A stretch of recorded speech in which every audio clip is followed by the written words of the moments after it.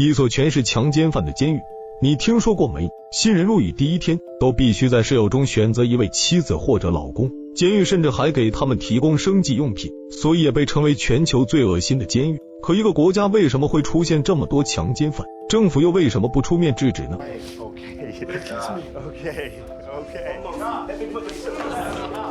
大家好，欢迎收看本期的黑桃 K 档案，接下来就让我们一起走进强奸犯的聚集地马赛卢中央监狱，一探究竟。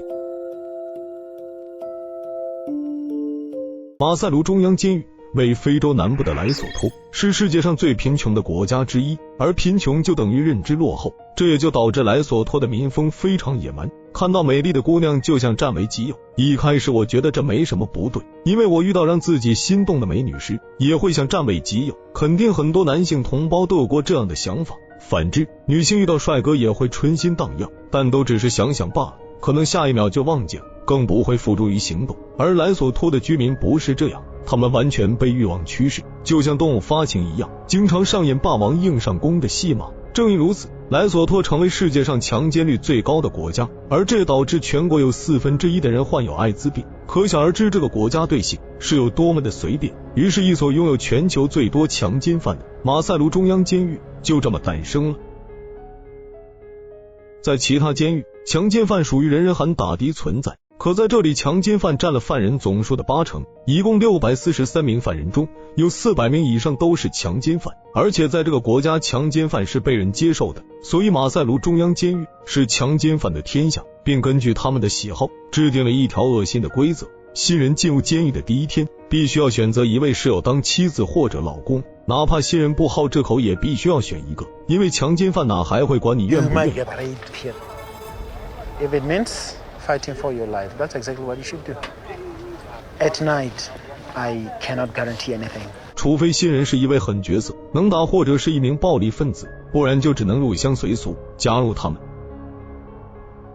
比如眼前这位黑人小哥，他刚来的时候也无法接受犯人与犯人之间的互动，可时间一长他就开始耐不住寂寞，最终选择接受，并在3年的牢狱生活中拥有了3任前妻和2任前夫。每当有萌新加入，他的经历就成了游说对方成功案例。狱警对于这种恶心的行为不仅从不制止，甚至默默在监区门外放了一盒生计用品，但他们也是逼不得已。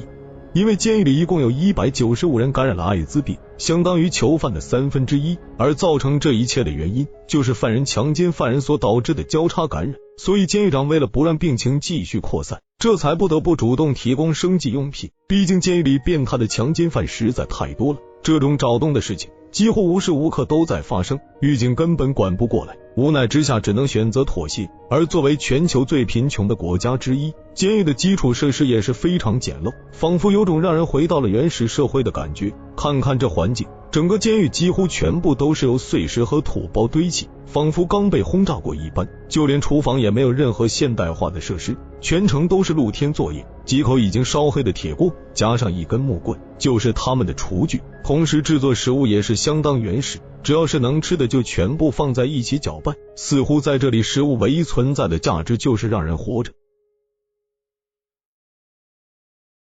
可尽管人人都知道监狱里的环境非常的简陋，甚至可以说是恶心，但还是无法降低强奸率，归根结底还是因为人民的认知不够。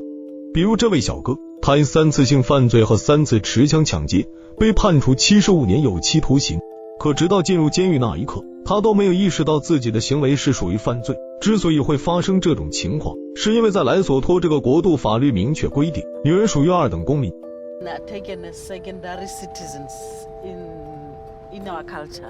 当女性结婚以后，她的财产和身体都归丈夫所有，简单的说就是妻子属于丈夫的私有财产，可以随意买卖，甚至送给他人享乐，而妻子却无权拒绝。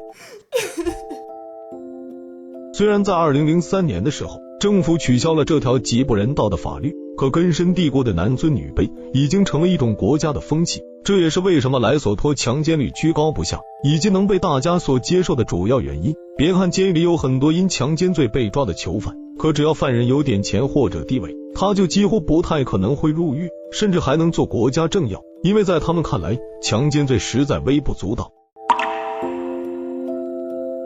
所以入狱的几乎都是些无权无势的平民。更可怕的是，当女性遭遇强奸时，大部分人都不会选择报警，甚至有时候都不会反抗，因为就连他们都认为自己是下等公民，受到不公平的待遇反而是理所当然的事情。这也就是说，在莱索托，真正因为强奸罪入狱的犯人其实并不多，被抓进监狱的可能连1/3都不到。于是政府加强了这方面的教育，让所有人认识到强迫女性是一种违法行为，更是一种不道德、不尊重他人的行为，但最后得到的效果却是微乎其微。然后政府又想到用教会的方式净化罪犯思想，可得到的效果却是非常的可笑。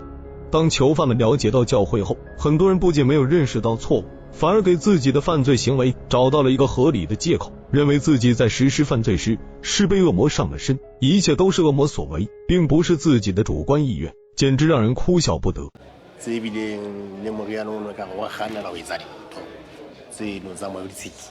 其实造成这样的局面，归根结底只是出在莱索托这个国家太贫穷了。就像我之前几期监狱视频中说的那样，大部分的犯罪都是因为贫穷引起，强奸罪也逃不过这一原则，因为有钱了还需要依靠强迫他人来满足生理需求吗？同时也是因为贫穷，所以人民受到的教育太少，从而导致了他们缺少分辨是非的能力。虽说读书多的人不一定就是好人，但至少会形成一定正确的价值观，至于做不做好人，那就是个人的事情。